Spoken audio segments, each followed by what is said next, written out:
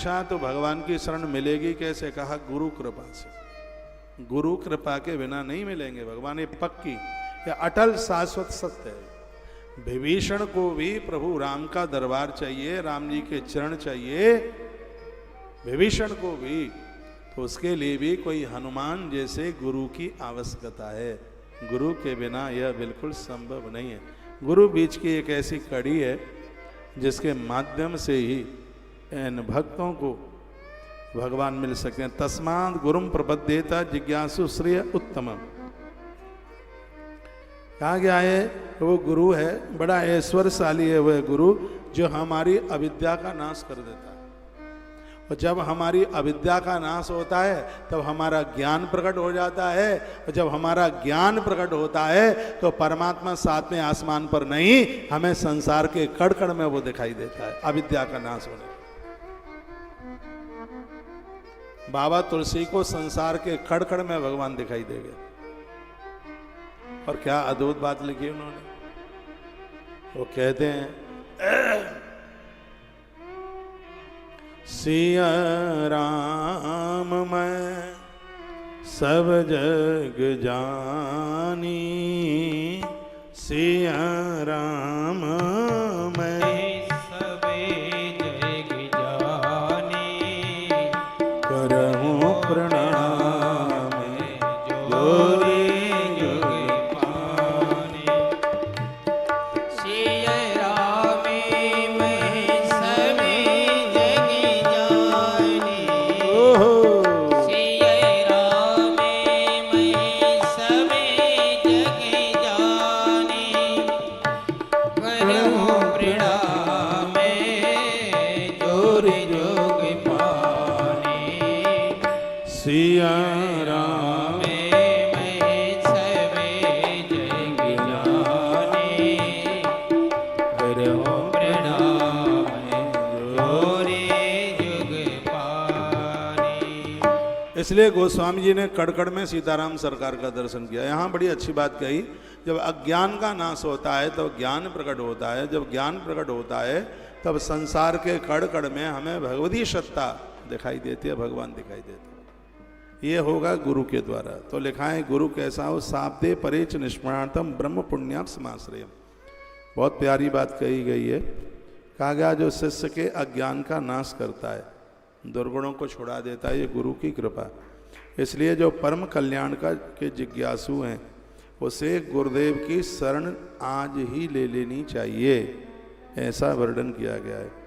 कहा गया है गुरुदेव ऐसे हों, कैसे हों, जो शब्द ब्रह्म वेदों के पारदर्शी विद्वान हों। आज गुरुओं की बड़ी बाढ़ आई है, चेलों से ज़्यादा गुरु हो गए और बड़े सस्ते मिल रहे हैं। हाँ, बहुत गुरु है। पूज्य राम सुखदास जी महाराज कहते थे, उनको किसी ने पूछा मैं गुरु की तलाश में हूँ, कैसे पहचानूँ ये मेरे गुरु हैं? तो उन्होंने कहा जैसे साधु के पास बैठने से तुम्हें दुनियादारी दिखाई देती है, दुनिया के भोग दिखाई देते हैं, वासना दिखाई देती है, संसार दिखाई देता है, वो कभी आपका गुरु नहीं हो सकता। वहाँ से दीक्षा न लेना। तो फिर गुरु कौन है? जिसके पास बैठने से मन में कंपाए मान, शरीर का रोम रोम फड़कता है, देह में कंपन होता है, ईश्वरीय सत्ता के प्रति मन के भाव अध्यात्म में हो जाते हैं, विचार बदलने लगते हैं। ऐसा लगता है कि जो भी अभी तक जीवन जिए वो तो सब निरर्थक चला गया है, बस अब जो जीवन जीऊँगा या जीऊँगी वही मेरे कल्याण के लायक है। जिनके पास बैठकर संसार नहीं, जिनके पास बैठकर जगत नहीं, जिनके पास बैठकर जगदीश का अनुभव होने लगे वही गुरु है। ये कहा गुरु बैठा हुआ नहीं, चलता हुआ होना चाहिए। माता अंजनी ने हनुमान को कहा बेटा तुम्हें कुछ करना है, भगवान के पास रहना है तो गुरु की शरण में जाओ। तो हनुमान जी ने कहा माँ किसे गुरु बनाऊं? तो माता अंजनी ने कहा जो बैठा नहीं है चल रहा है उसे अपना गुरु बना लो, क्योंकि पानी बहता भला और साधु चलता भला, रमता भला। तो जो चल रहा है उसे अपना गुरु बना लो। तो हनुमान जी सूर्य नारायण के पास पहुंच गए। प्रणाम किया, कहा गुरुदेव आपसे हम ज्ञान लेने के लिए आए हैं, क्या इस बालक को आप स्वीकार करेंगे? तो सूर्य देवता ने कहा, हे आंजनेय, हे अंजनी पुत्र, तो तुम्हें ज्ञान देने के लिए मेरे पास समय भी तो हो, मैं रुक करके तुम्हें कुछ बोल भी तो सकूं, मैं तो चल रहा हूं और मैं कभी रुकने वाला नहीं। हनुमान जी की आंख में आंसू आ गए, हनुमान जी रो पड़े, कहा मेरी माँ ने यही तो मुझे कहा था, बेटा ऐसे गुरु का चुनाव करना जो चल रहा है रुक नहीं रहा, जो चल रहा है चल रहा है। हे गुरुदेव आप चलते रहिए, मैं आपकी तरफ मुख करते हुए मैं पीछे पीछे चलता रहूँगा, आप बोलते रहेंगे उसको मैं अंजलि बांधकर मैं उसको ग्रहण करता रहूँगा। सूर्य देवता को हनुमान जी ने गुरु रूप में स्वीकार किया, उनसे उन्हें ज्ञान मिला। तो यहाँ बड़ी अच्छी बात कही है, शाब्दे परिच निष्णातम ब्रह्मण्यम उपसमाश्रयम। इसका अर्थ है गुरु पारदर्शी होना चाहिए और विद्वान होना चाहिए,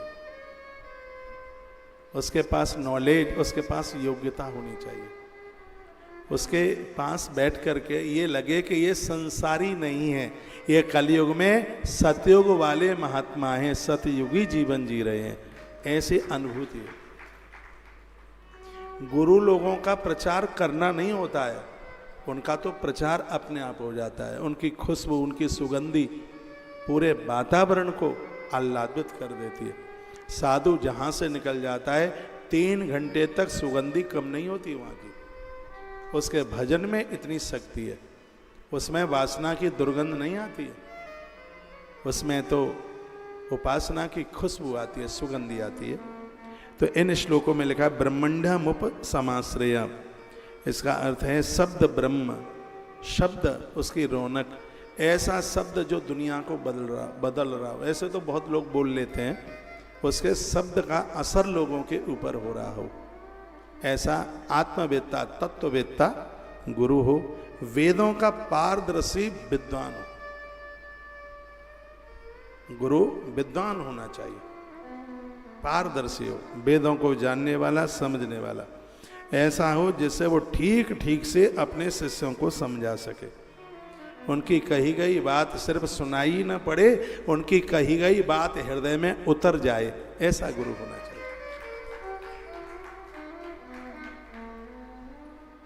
ये गुरु के लक्षण चौथे योगेश्वर, जिनका नाम है प्रबुद्ध, ये वो बता रहे हैं। आज गुरुओं की पहचान हो कहाँ पा रही है? ये कहते हैं जो अखबार में छप रहे हैं, टीवी पर ज़्यादा चल रहे हैं, सोशल मीडिया में छाए हैं, वो बहुत अच्छे गुरु हैं, ऐसा कुछ भी नहीं। आज कलयुग का ये समय प्रचार प्रसार का हो गया, बहुत अंदर से आवाज आवे, खूब श्रद्धा हो।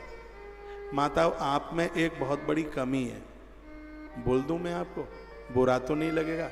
आप अपने घर वाले को जबरदस्ती से दीक्षा दिलवाती हो, पकड़ करके लाती हो, कसम खिलाती हो, मारने की धमकी दे देती हो। क्या तुम्हें हमारे गुरुजी से दीक्षा लेनी होगी? भाई क्यों लेनी होगी? उसकी श्रद्धा नहीं है तो क्यों लेनी होगी? दीक्षा लेने के बाद फिर 8 दिन के बाद उसकी श्रद्धा बिगड़े तो उससे तो यही ज़्यादा बढ़िया है। आज तुम कह रहे हो कि दीक्षा लेने को चलो, गुरु महाराज आए, इंतजार करो, एक दिन ऐसा आएगा वो तुमको कहेंगे, मौनी की मम्मी मेरा मन कर रहा है दीक्षा के लिए, एक बार तू मुझे महाराज के पास लेकर के चल। तब दीक्षा प्रभाव दिखाती है। ये दीक्षा वाला कार्य जबरदस्ती का नहीं है, ये श्रद्धा का है। श्रद्धा बिना धर्म नहीं हुई। आप भी किसी महापुरुष महात्मा से आप दीक्षा लेते हैं, जब तक मन गवाही न दे। इसलिए तो कहता हूँ कि सत्संगों में जाओ, खाली कथा सुनने से आप साधु को कभी नहीं पहचान पाओगे। संत को पहचानने के लिए उसकी नाक से, मुख से निकली हुई श्वास आपको छुए, उनकी नाक से जो श्वास, मुख से जो श्वास निकल रही है, वो श्वास कमाल करती है। वो श्वास आपको छू लेगी। यदि उसमें गुणवत्ता है तो उस महात्मा के बिना आप रह ही नहीं पाएंगे। उसके जो भजन की श्वास है, उसके बिना आप नहीं रह पाएंगे। उसके बाद जो ऑक्सीजन है, उसके बाद जो श्वास है, वो आराधना की है, वो साधना की है, वो तपस्या की है, और वही भव रोगों को मिटा देती है। संसारियों की श्वास के लिए तो मास्क लगाना पड़ता है। देखा बीमारी कोरोना की फैली, सब मास्क लगा करके घूम रहे हैं। लेकिन महापुरुषों के अंदर से निकलने वाली जो श्वास है, वो हमारे 6 रोगों को खत्म कर देती है, जिसे भवरोग कहते हैं। काम, क्रोध, लोभ, मोह, मद और मत्सर। जो इसको समाप्त कर दे वही तो पक्का गुरु है, बहुत पक्का गुरु। तो बड़ी अच्छी सी बात कही जा रही है, तत्र भागवतान धर्मान शिक्षेदा गुरुवात्म देवता। क्या कहा गया? कहा गया परम ब्रह्म से परनिष्ठित तत्व ज्ञानी गुरु, ताकि अपने अनुभव के द्वारा प्राप्त हुई रहस्यमयी बातों को आपको बता सके। ये महात्मा लोग कभी कभी अपना अनुभव बताते हैं, हमारे साथ ये घटना घटी, ये हुआ, वहाँ तब ये हुआ। ये बहुत सुनने के लायक होता है। मैं एक छोटा सा अनुभव आपको बता रहा हूँ। मैं ईश्वर नहीं हूँ, परमात्मा नहीं हूँ, आपकी तरह हूँ, लेकिन मेरे पास में भी अपने कुछ अनुभव हैं। मैं 3 महीना गोवर्धन गिरिराज जी रहा। 2 परिक्रमा करता था, एक सुबह और एक शाम को। गोवर्धन के पास में एक जगह है चंद्र सरोवर, सूरदास जी महाराज जी के यहाँ तपोस्थली है। यहाँ ठाकुर बाबा रहते थे, यहाँ एक बंगाली बाबा रहते थे। वो 3 बजे नहाते थे, 2:15 बजे मैं जगता। 3 बजे से पहले नहा के स्नान करके और कुएं से पानी खींच करके, मटक रहे, कुआं से पानी खींच करके उनके लिए नहाने के लिए रख देता। अब कुएं के ही पानी से वो नहाते थे। एक दिन क्या हुआ, रात्रि को मैं गोवर्धन भगवान की पूजा परिक्रमा करके आया, तो मुझे रास्ते में एक ऐसा आदमी मिला जिसके पेट के ऊपर लिखा हुआ था ढोंगी बाबा, ढोंगी। उसने मुझे पकड़ लिया और कहा, मुझे बोल ढोंगी। मैंने कहा ऐसे कैसे बोल दूं, मैं तो संतों का बड़ा आदर करता हूं। मैं संत नहीं हूं, मैं ढोंगी हूं, बोल ढोंगी। मैंने नहीं बोला तो उसने मेरी कनपट्टी में इतनी जोर से मारा कि 5 उंगली छप गई मेरे गाल के ऊपर। मेरी आंख में आंसू आ गए। बोलता बोल ढोंगी। मैंने कहा मार दो, लेकिन मैं तुम्हें ढोंगी नहीं कहूँगा, क्योंकि संत ढोंगी नहीं होते, संत तो भजनानंदी होते हैं। तो उसने मुझे अपने गले से लगा लिया। कहा तू कहाँ रहता है? मैंने कहा मैं चंद्र सरोवर रहता हूँ, वहाँ जा रहा हूँ। कहा मुझे लेके चल। समय बहुत ज़्यादा हो गया था। गुरुजी ने किवाड़ लगा दिए थे, ताला लगा दिया था अंदर से, चाबी उन्हीं के पास थी। तो हम और ढोंगी बाबा दीवार लांग के अंदर चले गए। नटखट थे, बड़े बदमाश थे, ज़्यादा उम्र तो थी नहीं, नटखटता थी। तो दीवार लांग करके चले गए अंदर। रसोई का ताला पड़ा था। ढोंगी बाबा को भूख लगी थी, रोटी की व्यवस्था थी नहीं। तो फटी बोरी जिस पर हम सोते थे, हमने ढोंगी बाबा के लिए बिछा दी। वो आधी रात हुई, 1 बजा। ये सत्य घटना है। ढोंगी बाबा कब वहां से खड़े होके चले गए, मैं पूरे आश्रम में खोजता रहा, कहीं ढोंगी बाबा नहीं दिखे। मैंने बंगाली बाबा को कहा, गुरुजी ऐसा ऐसा हुआ, रात को हमें परिक्रमा में देर हो गई और हम दीवार लांग करके अंदर आ गए। हमारे साथ एक ढोंगी बाबा आया और रात को आधी रात्रि तक वह था, लेकिन वह बाबा कहाँ चला गया वो पता ही नहीं है। दीवार इतनी ऊंची थी कि हमने ऊपर दीवार के अंदर घुस करके, वो अंदर से यही किसी कुंडी लगी थी अंदर से, वो हमने खोल करके और वो ढोंगी बाबा को अंदर ले लिया। बाबा इतना भारी था, इतना भारी था, इतना मोटा, इतना भारी कि वो तो 2 फीट भी नहीं चढ़ सकता दीवार पर। वो दीवार लांघने का तो कोई मतलब ही नहीं था। और पूरा आश्रम खोज डाला, आश्रम में बाबा नहीं। तो हमने बंगाली बाबा को पूछा कि ऐसा ऐसा हुआ है। वो ढोंगी बाबा आए और वो कहाँ चला गया बाबा पता ही नहीं लगा। बंगाली बाबा की आंख में आंसू आ गए। उन्होंने मुझे अपने गले से लगा करके रो रो के कहा, बेटा तेरा कल्याण हो गया। वो ढोंगी बाबा नहीं, वो गोवर्धन नाथ भगवान थे। सत्य यही है कि जिस दिन से ये घटना घटी, इतना भजन आगे बढ़ गया, इतना आज हम इतने व्यस्त हो गए, बहुत कामों के लिए टाइम नहीं रहा, लेकिन भगवत कृपा से हमारा भजन कम नहीं हुआ, हमारी माला कम नहीं हुई, हमारी पूजा कम नहीं हुई। इसलिए तो मैं आपको कहता हूँ कि 10 बजे से पहले मुझे मिलने को मत आया करो, आपसे मेरी प्रार्थना है। जब गुरुकुल के बच्चे मुझे आके बोलते हैं 8:30 बजे महाराज जी 25 लोग इंतज़ार कर रहे हैं, मुझे भारी कष्ट होता है, क्योंकि मैं इतना बड़ा आदमी नहीं हूँ कि आपसे इंतज़ार कराऊँ, आपसे प्रतीक्षा कराऊँ।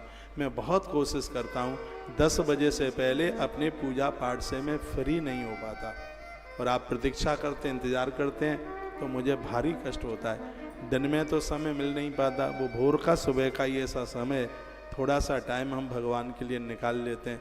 फिर 10 बजे से लेकर रात के 10-11 बजे तक तो मैं आपके ही बीच में रहता हूँ।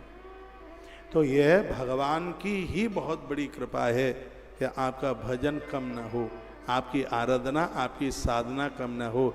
ये तब हो पाएगा जब आपके ऊपर गुरु कृपा होगी। मेरे ऊपर मेरे गुरु महाराज की भारी कृपा है, इसलिए मेरा भजन बढ़ता जा रहा है,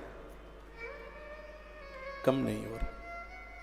अपनी साधना बढ़ाइए, इसके बिना कुछ नहीं है। पाप बढ़ेंगे तो हो सकता है कुत्ते के खाने से मर जाए, हो सकता है सांप के डसने से मर जाए, हो सकता है पानी में डूब के मर जाए, हो सकता है कि फेफड़ों में पानी भर जाए, अस्पताल में ऑपरेशन के समय पर मर जाए। लेकिन जो भजनानंदी हैं, आराधना साधना में देखो, तपस्या करके जो अपना सम्मान चाहते हैं, अपना यश चाहते हैं, उनका पुण्य क्षीण हो जाता है। ऐसे तपस्वी की मौत अस्पताल में होती है। फिर लोग अचंबा करते हैं, ये इतना भजनानंदी, इसने इतनी तपस्या, इतनी साधना करी, इतनी तपस्या होने के बाद ये अस्पताल में मरे तो हम लोगों का क्या होगा। उन्होंने भजन किया, उन्होंने साधना की, तपस्या की। वृंदावन में ऐसे ऐसे महात्मा लोग थे जिन्होंने तप किया, लेकिन तप के प्रभाव में अपना नाम कमा लिया, रहे वृंदावन में और लास्ट में मरे वेदांता में। हाँ, गुड़गावा में जाकर के मौत हुई। ये ईश्वर की बड़ी लीला है। भजनानंदी कभी यश नहीं चाहता, भजनानंदी कभी नहीं चाहता। यदि उसके कोई पाम छूले तो 3 घंटा तो पानी नहीं पीता वो, उसके प्रायश्चित में। वो धरती पर अपने पाम छुबाने के लिए नहीं, वो धरती पर परमात्मा को पुजवाने के लिए पैदा हुआ है। ऐसा महात्मा, ऐसे महात्मा की सानिध्यता मिल जावे तो ये महात्मा प्रबुद्ध कहते हैं माया का आवरण छट जाएगा, माया उस जीव को घेर नहीं पाएगी। इसलिए परमात्मा की कृपा के लिए, भगवत दर्शन के लिए जीवन में गुरु कृपा का होना बहुत ही ज़्यादा जरूरी है। एक दिन हम पंडित जी को बात कर रहे थे, इनको आपस में बतिया लेते हैं। हम कह रहे थे इतने ग्रंथ पढ़ने के बाद ये समझ में आ गया है, इस मृत्यु लोक में भगवान से मिलाने के लिए गुरु के अलावा कोई भी नहीं। ये पढ़ते पढ़ते यहाँ तक हम पहुँच गए, वो गुरु है, वो गुरु है। गुरु कृपा बड़ी अद्भुत कृपा है। तो कहा सर्वतो मनुष्यो संग आदु संगम च साधुसु। जिस महापुरुष का संग करने से आपको ईश्वरीय सत्ता की अनुभूति होती है, भगवत तत्व की अनुभूति होती है, जिसका संग पाकर आप भी संकल्प लेकर के जीना शुरू कर दें, ये गुरु का लक्षण ये बताया गया है। कहा गया जिनको देखकर गुरु एक ऐसे रास्ते पर चलता है, वो खेत में, सूखे खेत में भी निकल जाए तो वहीं सड़क बन जाती है, वहीं रास्ता बन जाता है। वो जिधर से निकल जाए और लोग वहीं से निकलना आरंभ कर दें, वो 1 नंबर का गुरु है। जय हो। ऐसे गुरु के द्वारा जीव का कल्याण हो जाता। बन्ना हूँ गुरु पद पदमों परागा, बन्ना हूँ गुरु पद पदों में परागा, सुरुचि सुहास सरस अनुराग। बंदे हूँ गुरु पद पदों में परागा,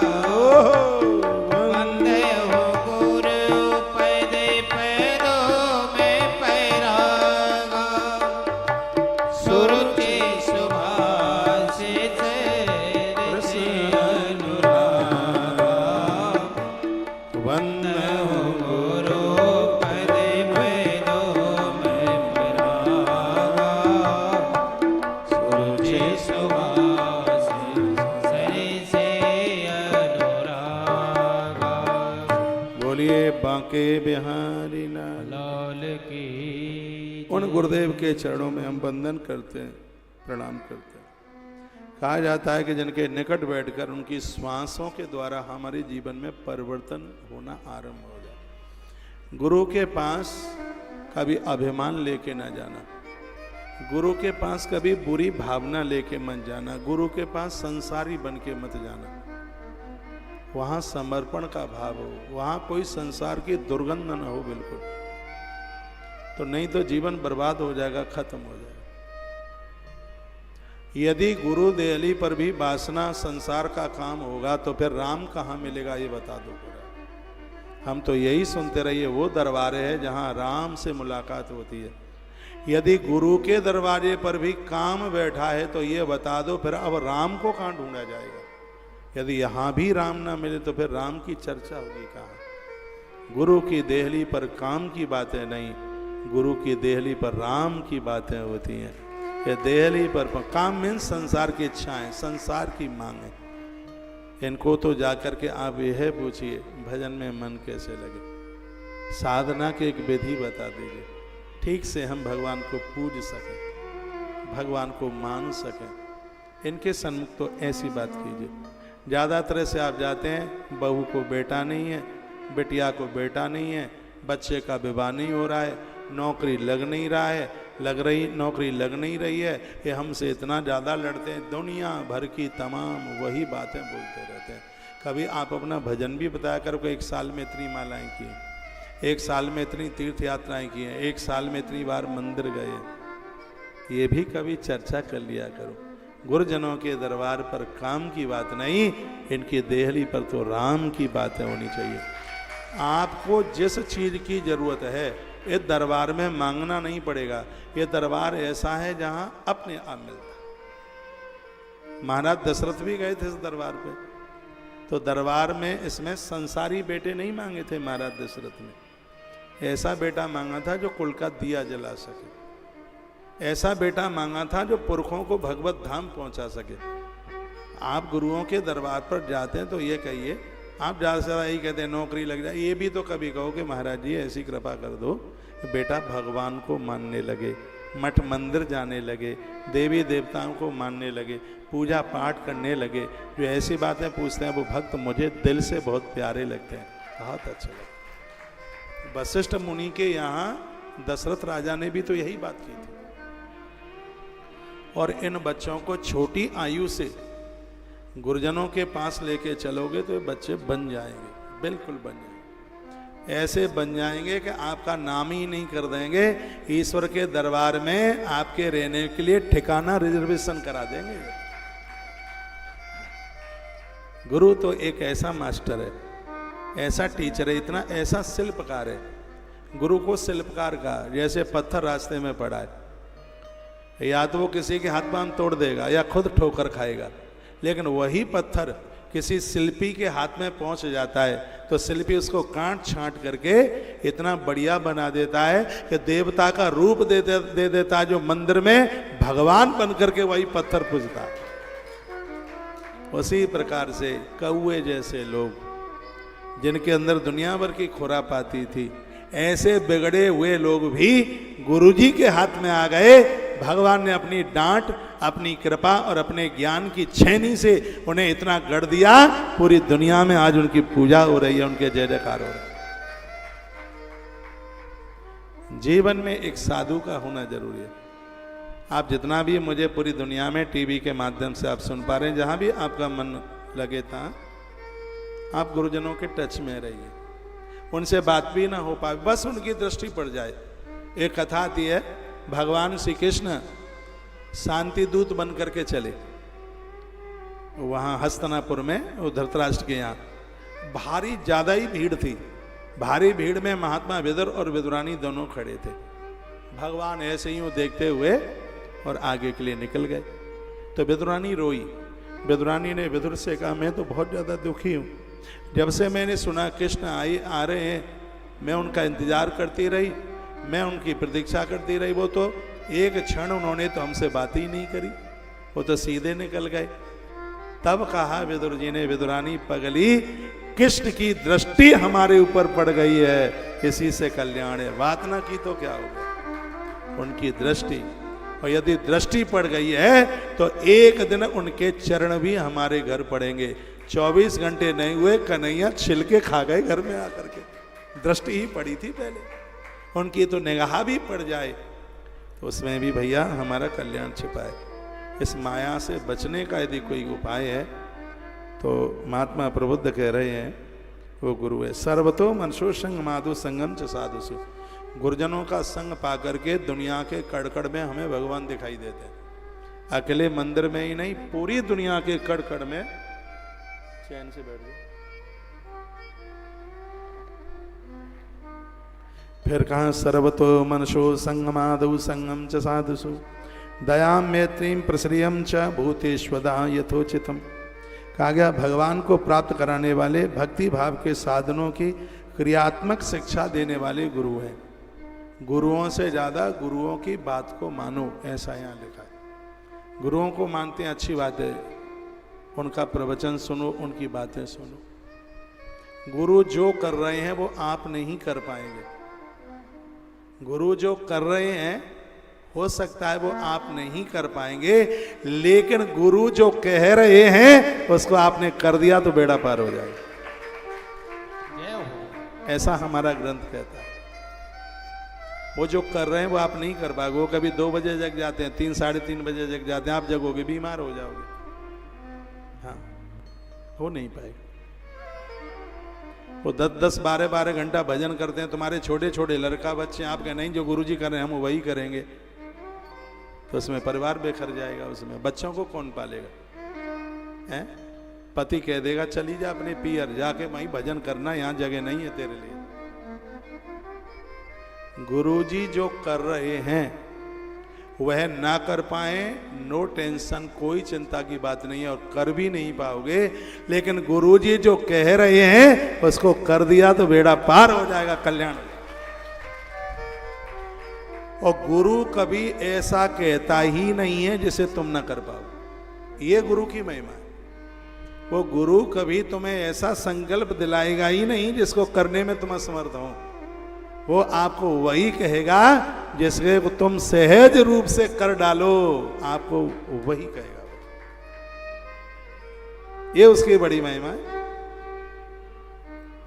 हमें आज भी ध्यान है, हमारे टीचर्स लोग, गुरु लोग हमें ऐसा होमवर्क नहीं देते थे जिसको हम ना कर पाए। ऐसा नहीं देते थे। वो हमें 10 प्रश्न देते तो उसमें 7 तो ऐसे होते थे जिसको हम फटाफट कर लेते थे। वो 10 में से 1 भी ना कर पावे तो वो तो ऐसा व्यक्ति है जो दीवार के पीछे बैठने वाला है, गुरु के सामने ही आने वाला नहीं है, है? जो गुरुजनों के सानिध्य में जीवन जीते हैं, उनकी महिमा समझते हैं, वो व्यासपीठ से जो बोलते हैं साधक हर बोले हुए शब्द को पूरा कर देता है। यही शिष्य की महिमा। वही बात यहां कही जा रही है। भगवान को प्राप्त कराने वाले भक्ति भाव के साधनों के क्रियात्मक शिक्षा देने वाले गुरु हैं। इन्हीं साधनों से सर्वात्मा एवं भक्त को अपने आत्मा का दान करने वाले भगवान उनके ऊपर प्रसन्न हो जाते हैं। पहले शरीर, संतान आदि में मन की अनासक्ति गुरुओं से सीखो।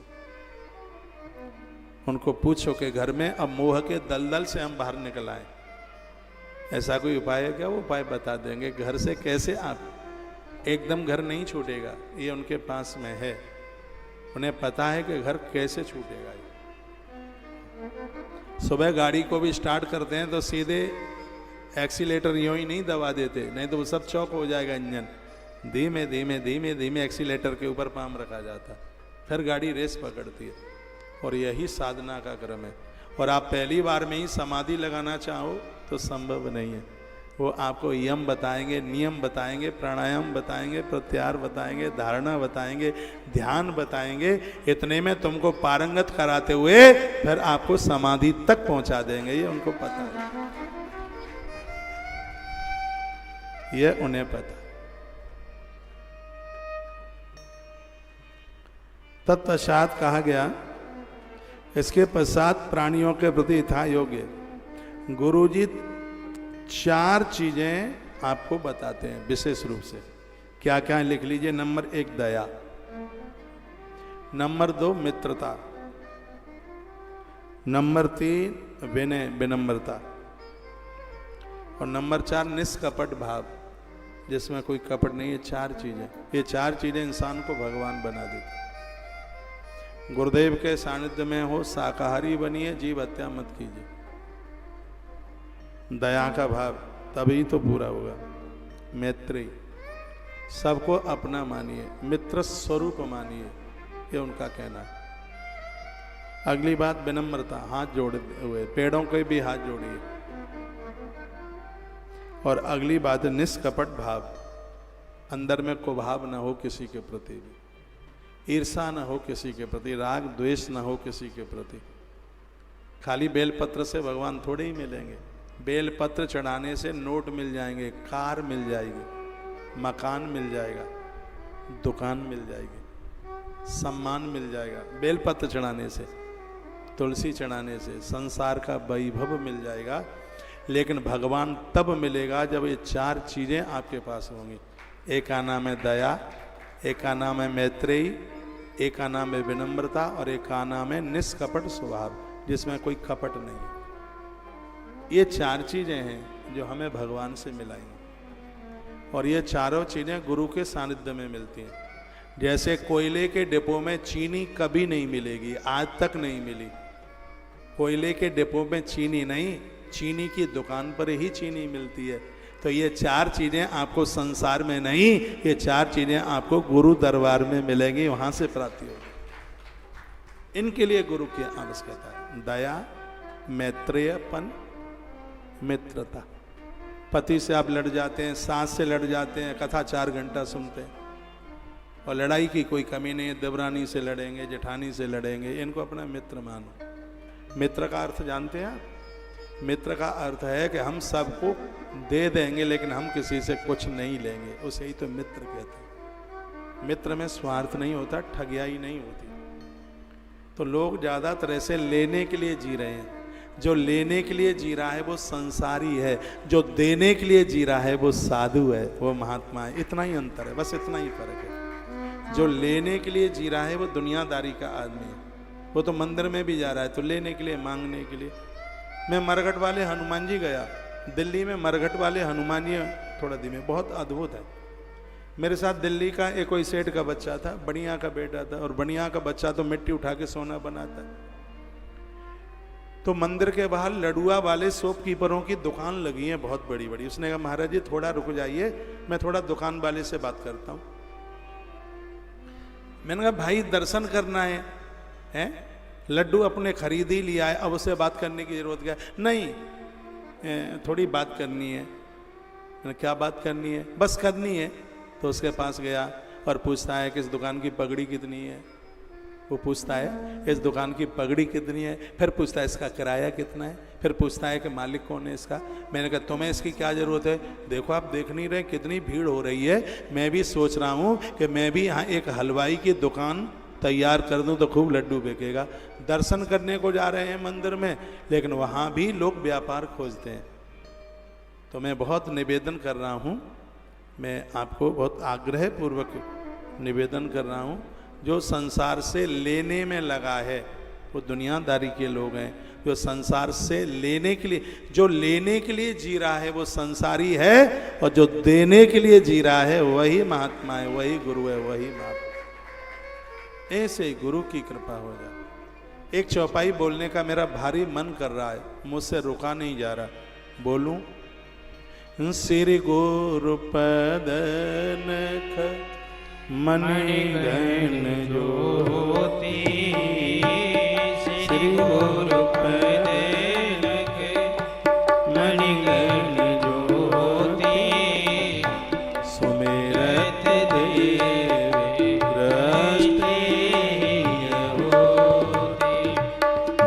श्री गुरु पद नख मणिगण ज्योति,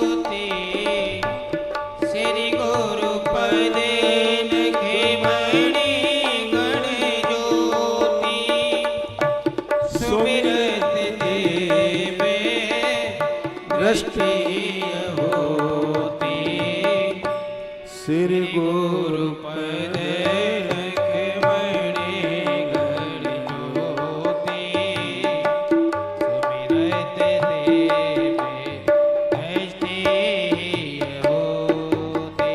बोलिए सदगुरुदेव भगवान की। जय उनके चरण नाखूनों से निकलने वाली ज्योति हमारे अज्ञान को छांट करके रख देती है।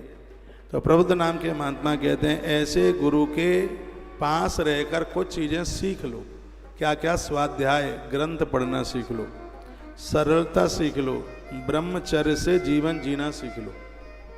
इन गुरुओं के पास रहकर अहिंसा, किसी के साथ द्वेष न हो ऐसा सीख लो। ठंड झेलना और गर्मी झेलना सीख लो। हवा चली जाती है, हाय मर गए मर गए मर गए मर गए, थोड़ी सहन शक्ति सीखिए। भोजन थोड़ा लेट आता है, बहुओं को गालियां देना शुरू कर देते हो, थोड़ी सहन शक्ति सीख लीजिए। इनके सानिध्य में रह करके सुख और दुख को झेलना सीख लीजिए। इनके सानिध्य में रह करके हर्ष को पचाना सीख लीजिए। इनके सानिध्य में रहोगे तो फिर ये नहीं कहोगे कि घर मेरा है, पर ये नहीं कहोगे कि वस्तु मेरी है, फिर तो ये कहोगे तेरा तुझको अर्पण क्या लागे, मेरा उपजे जगदीश हरे, सब कुछ तेरा। जब तक इन गुरुओं से दूर हैं तब तक हमें सब अपना अपना लगता है, मकान हमारा, दुकान हमारी। लेकिन जब गुरुजनों के सानिध्य में जुड़ जाते हैं तो दुकान पर लिखते हैं बिहारी जी की दुकान। हाँ, फिर तो उस पर यही लिखा जाता है विभीषण भगवान का भक्त है। रावण की लंका में रहता है, उसने विभीषण भवन नहीं लिखा, उस पर भी उसने लिखा है राम भवन। रामायण में दुआ है ना, रामा युद्ध अंकित ग्रह शोभा वर्ण जाए नव तुलसी के वृंदता देख हर्ष कपरा। हनुमान जी प्रसन्न हो जाते हैं जिन घरों के ऊपर भगवान का नाम लिखा हुआ होता है। अपनी झोंपड़ी पर, अपने मकान पर प्रभु का नाम लिखिए, भगवान का नाम लिखिए, आनंद हो जाएगा। फिर देखो लोग माया से कैसे बच जाते हैं। वही बात कही जा रही है, भगवान की प्राप्ति का मार्ग जो बताने वाले हैं, जिनके द्वारा शास्त्रों में श्रद्धा हो जाती है, जिनके द्वारा उन्हें ही गुरु कहते हैं। गुरु के बिना शास्त्र में श्रद्धा नहीं होगी। गुरुओं के मुख से जब कथाएं सुनते हैं तो ये लगता है कि जो ये बोल रहे हैं ये सब के सब ग्रंथ हम पढ़ डालें, जो ये बोल रहे हैं जहाँ से, तो उन शास्त्रों को हम पढ़ डालें। वो गुरु है जो एक साधक की श्रद्धा को शास्त्रों के साथ में जोड़ देता है। भगवान प्रबुद्ध कहते हैं, महात्मा प्रबुद्ध कहते हैं, उसे आप गुरु समझ लीजिएगा। जो शास्त्रों की निंदा करता है, संतों की निंदा करता है, धर्म की निंदा करता है, वह कभी गुरु नहीं हो सकता।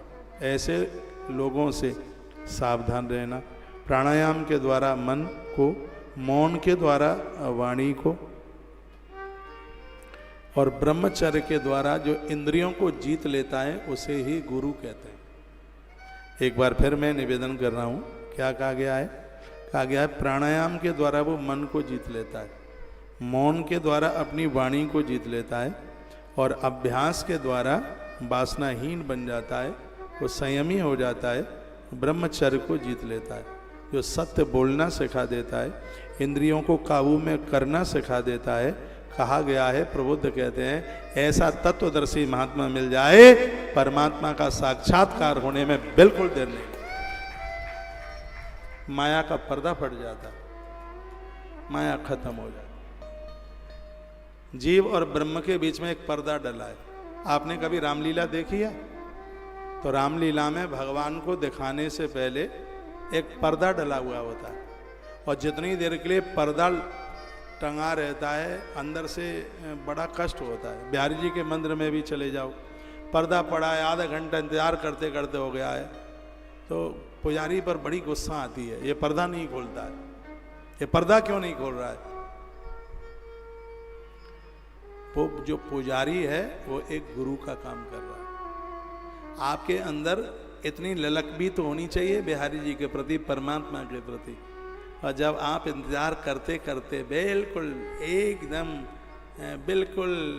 एकदम पिघल जाते हैं मोम की तरह, पुजारी को पता चल जाता है और उसको लगता है कि बिल्कुल ये जितने साधक खड़े हैं ये असलियत में खम्मों के दर्शन करने के लिए नहीं, ये बिहारी जी का दर्शन करने के लिए आए हैं। जैसे वो पर्दा एक तरफा करता है तो भगवान का दर्शन होता है, गुरु भी जैसे ही इस माया के पर्दे को एक तरफा कर देता है फिर साधक को ईश्वर का दर्शन होना आरंभ हो जाता है। तो गुरु की कृपा के ही द्वारा इस माया के आवरण को हटाया जाता है। 9:30 बज गए हैं, भोर में जल्दी जगना भी है, कल प्रदोष का दिन है, कल आपके पारण का दिन है, कल द्वादशी के साथ कल त्रयोदशी लग जाएगी। हाँ, तो अभी यहाँ से जाकर अपने मोबाइल में प्रदोष पूजा कैसे करें संपूर्ण विधि 9 बजे तुलसी तपोवन यूट्यूब चैनल पर वीडियो डल गई है। इतनी बढ़िया वीडियो हमने पहली बार भेजी है, इसलिए इसको सोने से पहले अपने अपने मोबाइल में सुन लेना। और दूसरी वीडियो आपके मोबाइल में तुलसी तपोवन यूट्यूब चैनल पर सुबह 6 बजे मिलेगी। उसमें क्या है, उसमें प्रदोष व्रत कथा है। तो जैसे टाइम मिले उसको भी आप सुन लीजिएगा, आनंद हो जाएगा। आज एकादशी के दिन भागवत की कथा सुनी है आपने, सैकड़ों गौ माता के गौदान का फल आपने प्राप्त कर लिया। 11 के दिन वो भी निर्जला एकादशी, और हमें श्रीमद् भागवत जी की कथा सुनने का सौभाग्य प्राप्त हो गया है। यह भगवान की कृपा के बिना, भैया गुरुजनों की कृपा के बिना यह बिल्कुल भी संभव नहीं हो सकता। यदि आप पानी के बिना रह लें तो 5:30 बजे ही पानी पीना सुबह, ठीक है। यदि कोई दिक्कत है तो फिर आप जल पी लेना। नहीं तो आप ऐसा भी कर सकते हैं, एक माला जपने के लिए 5-7 मिनट लगेंगे। बैठ जाइए, दाहिने हाथ पर 3 चम्मच पानी लीजिए, 3 बार में पी लीजिए। मैं छाती पर हाथ रख के कह रहा हूं, तत्काल आपकी प्यास भाग जाएगी। और अभी तक सुबह से आप बिना जल के रह लिए हैं, आपने बहुत बड़ा काम कर दिया। ये सबके बस का काम नहीं है। अभी तक आपने पानी नहीं पिया, 15-11 का पुण्य आपने कमा लिया। 15, मेरा हृदय बोल रहा है, हर 1 घंटे पर एक एकादशी का फल। तो आपको 15 घंटा हो गया है, आपने जल नहीं पिया। हम लोगों को तो 24 घंटा हो गया। कल 9 बजे पिया था पानी रात को, और 9:30 से ज़्यादा बज गया है। हमारी तो हो गई 24 एकादशी, लेकिन कल सुबह ही हम अपनी 24 एकादशी मानेंगे। कल सुबह 5:30 बजे जल पिएंगे, और आपको ज़रूरत पड़े तो आप पी लेना, ठीक है। नीचे प्रसाद भी तैयार है, जिनको फलियार की ज़रूरत पड़े, शब्द मेरा पहचानना, क्या बोल रहा हूँ, ज़रूरत पड़े, हाँ तो फलियार ले लेना। नहीं तो आज ही मैंने सुनाया है, इस कलयुग में जीव के उद्धार के लिए एकादशी से बढ़कर कुछ भी नहीं है, और वो भी 26 एकादशी में आज की एकादशी से बढ़कर कुछ नहीं है। तो आज की जो एकादशी है, पांडव एकादशी जिसे कहते हैं, भीमसेनी 11 बोलते हैं, जिसको निर्जला एकादशी के नाम से जाना जाता है। और वो हमारे और आपके द्वारा आज वो व्रत हुआ है, सुबह पूरा हो जाएगा। कल पारण कर लेना, पारण की वीडियो सुन लेना, ठीक है। जिनका कल प्रदोष है तो मीठा फलियार ले लेंगे, मीठा वाला फलियार। और रात को प्रदोष की पूजा हो जाए तो उसमें दोनों विधान है, आयोडीन नमक भी ले सकते हैं और फलियार वाला भी ले सकते हैं।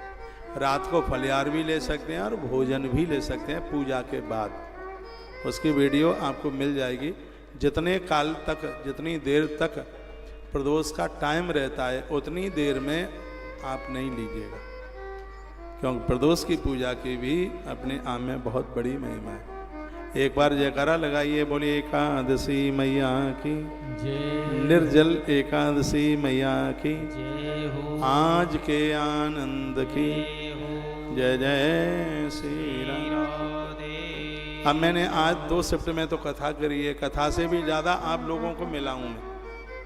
तो ज़्यादा बात करने से भी प्यास लगती है। जिनको मैं सुबह से कई बार मिल लिया हूँ और जिनको आज जाना नहीं है वो रुकेंगे ही, तो प्लीज़ उनको मैं फिर कल मिल लूँगा, ठीक है? कल सुबह मिल लूँगा। अभी मैं एक आध माला जपूँगा, मेरी माला बड़ी है, थोड़ा भी यहाँ से जाने के बाद एक बार स्नान करूँगा, फिर माला 1108 मन के हैं मेरी माला में, तो पूरी माला घुमाने में टाइम लगता है। अब माला जप लूँगा तो 3 चम्मच पानी आचमन के रूप में लेकर अपनी जीभ गीली कर लूँगा। तो हाँ, तो उसके तत्पश्चात फिर सो जाएंगे भगवान का नाम लेकर, सुबह भोर में जल्दी जागेंगे, पारण करेंगे, भगवान की पूजा करेंगे, फिर 10:30 बजे आपको कथा सुनाने के लिए यहाँ हाजिर हो जाएंगे। लोगों को 10 बजे से लेकर 10:30 बजे तक सबको मिलूंगा, आधा घंटा में सबको मिलूंगा, क्योंकि 10 बजे तक मुझे पूजा पाठ में टाइम लग जाता है। सबसे बात करूंगा, आप मेरे अपने सच मानिए, छाती फाड़ दूं तो तस्वीर आपकी दिखा दूं, लेकिन छाती फाड़ नहीं पाऊंगा, क्योंकि मैं हनुमान नहीं, मैं इंसान हूँ। इसलिए सच में आप सबके साथ बड़ी आत्मीयता है। कल प्रदोष का दिन है, हो सके तो नंदियों के लिए सहयोग कर लेना। एक नंदी का दान 10 गायों के दान के बराबर है। एक नंदियों के दान के लिए 5250 रुपये का सहयोग लिया जाता है, 5250 रुपया।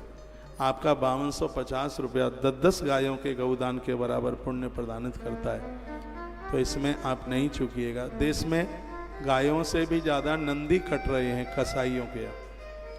तो मैंने तो बोला है, पूरे देश में मुझे सुना जा रहा है, गाड़ी भाड़े की कीजिए, नंदी घूम रहे हैं उन्हें गाड़ी में बैठाइए, तुलसी तपोवन गौशाला पहुंचाइए, नंदी भगवान की सेवा हम करेंगे। वृंदावन के आसपास नंदियों को सबको गौशाला भेज दिया, बड़े आनंद के साथ में वहाँ रह रहे हैं।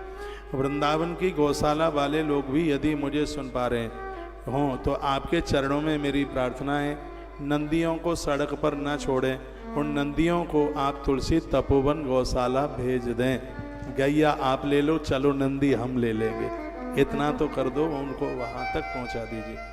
तो कल प्रदोष की तिथि है, निश्चित रूप से हम नंदी महाराज के लिए भी जरूर कुछ करेंगे।